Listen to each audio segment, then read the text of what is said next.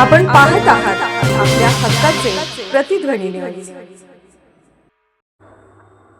विशाल पाटलांना दिल्ली पोलिसांनी घेतले ताब्यात। राजधानी दिल्लीत जंतर मंतरवर विद्यार्थ्यांच्या आंदोलनाला पाठिंबा देत पंतप्रधानांच्या घराकडे कूच केलेल्या खासदारांना आज दिल्ली पोलिसांनी ताब्यात घेतले। सांगली लोकसभा मतदारसंघाचे खासदार विशाल पाटील यांनाही पोलिसांनी ताब्यात घेतले। मंदिर रोड पोलीस ठाण्यात त्यांना ठेवण्यात आले आहे। खासदार प्रियंका गांधी यांनाही याच पोलीस ठाण्यात ठेवले गेले आहे। आज दुपारी 3:30 वाजता काँग्रेसचे राष्ट्रीय अध्यक्ष मल्लिकार्जुन खरगे यांच्या घरापासून खासदारांनी मोर्चाला सुरुवात केली। पंतप्रधानांच्या घराकडे निघालेल्या या मोर्चात खासदार विशाल पाटील हे प्रियंका गांधी यांच्या सोबत निघाले। त्यांना मंत्री जितेंद्र सिंग यांच्या घरासमोर थांबवण्यात आले। तिथेच प्रियंका यांच्यासह विशाल पाटील आदींनी ठिय्या मारला आणि जोरजोरात घोषणा दिल्या।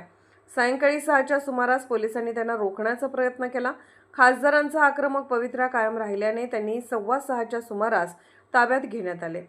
त्यांना दिल्लीतील मंदिर रोड पोलीस ठाण्यात नेण्यात आले। याबाबत भ्रमणध्वनीवरून बोलताना खासदार विशाल पाटील म्हणाले, विद्यार्थ्यांच्या आंदोलनाबाबत सरकार अत्यंत चुकीच्या पद्धतीने वागत आहे।